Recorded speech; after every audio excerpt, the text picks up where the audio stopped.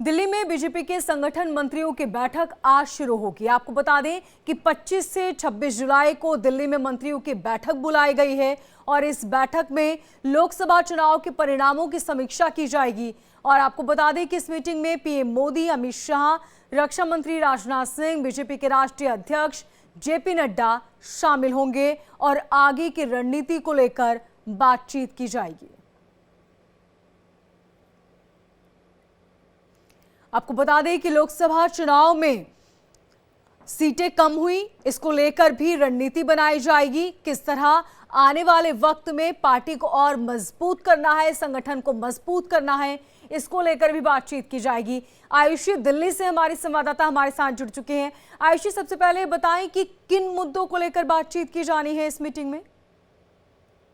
जी बिल्कुल, ये जो पूरी बैठक है ये 4 दिनों की बैठक बनाई गई है। आपको बता दें कि पहले 2 दिन संगठन मंत्रियों के साथ बीजेपी के तमाम बड़े नेताओं की बैठक है दिल्ली में, जिसमें जिस तरीके से लोकसभा चुनाव के जो नतीजे आए हैं और बीजेपी को एक बड़ा नुकसान का सामना करना पड़ा है, तो उस नुकसान को कैसे ठीक किया जा सके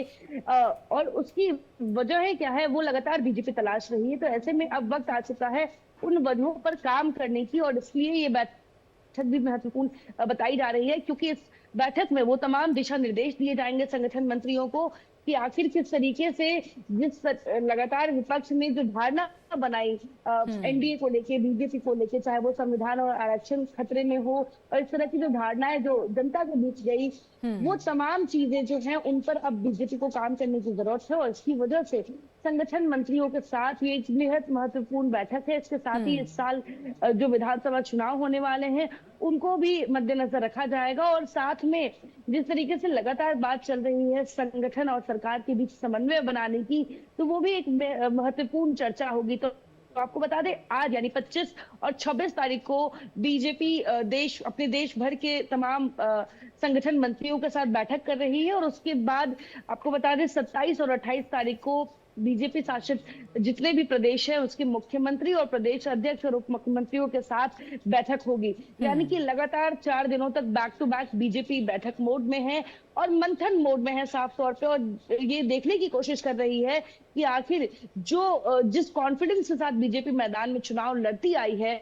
पिछले 10 सालों में, कहीं ना कहीं लोकसभा चुनाव के बाद वो कॉन्फिडेंस डगमगाया है, और भविष्य में जो चुनाव आने वाले हैं बिल्कुल ठीक कहा आपने आयुषी की जो आत्मविश्वास की बात की जा रही थी उसे किस तरह दोबारा सभी कार्यकर्ताओं में पैदा किया जाए, इसको लेकर भी बातचीत होगी। आयुषी, विपक्ष लगातार आक्रामक है, पहले आरक्षण का मुद्दा, संविधान का मुद्दा और अब बजट को लेकर, क्या इसकी काट ढूंढने की भी कोशिश की जाएगी इस मीटिंग में? देखिए, ये बात तो बिल्कुल समझनी होगी कि 10 सालों में बीजेपी जिस तरीके से सरकार चलाती आई है वो एक तरफा रहा है, इन द सेंस कि जिस तरीके से पूरी सरकार को अगर हमने देखे, अगर पार्लियामेंट की बात करें तो चाहे वो कोई बिल हो, चाहे वो कोई संवैधानिक बात हो या किसी भी तरीके से हो, नंबर्स हमेशा बीजेपी के पास इतने रहे हैं कि वो उन बिलों को या उन चीजों को पारित कर सके। लेकिन आज के समय में जो नंबर्स का खेल हुआ है, जो लोकसभा चुनाव में नतीजे आए हैं और विपक्ष एक महत्वपूर्ण भूमिका में आई है, जिसके बाद ये कार्यकाल मोदी सरकार का आसान नहीं होने वाला है, ये 4 जून को ही पता चल गया था। और ऐसे में आपको बता दें कि इस बार जब मोदी सरकार